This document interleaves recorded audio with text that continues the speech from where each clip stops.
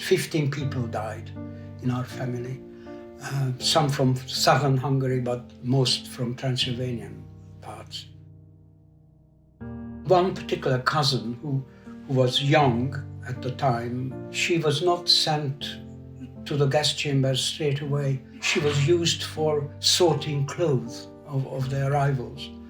And one day she had to sort his parents' clothes, who were already sent to the gas chamber by then. The regular Wehrmacht German troops were just ordinary people called up into the army, mostly.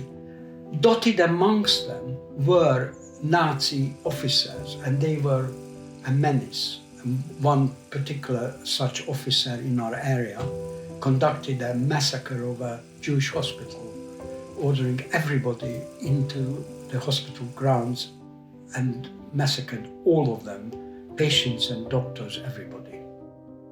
The Holocaust atrocities are very well known. Everybody knows about the gas chambers, the dreadful massacres that were going on in Poland and Belarus, Russia, Ukraine, where they were just executing groups of Jews who had to dig their own graves, and they were shot into.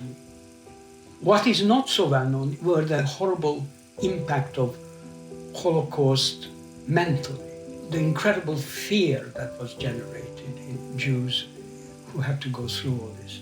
I was 7 years old. I was neither afraid nor particularly anxious even during the fighting, because I simply was too young to take it in, I think. But I observed in the eyes of my parents the incredible anxiety that they had to go through. Whether you were deported or not, the systematic humiliation of being stamped with the yellow star and being treated as somebody second-rate and not equal. What I find very interesting and relevant, that these factors apply today to the Palestinians in Gaza. There is this connection between the Jews' experience of the Holocaust in Europe and the Palestinians' experience today. I find that completely sickening, and we all have to say, not in our name.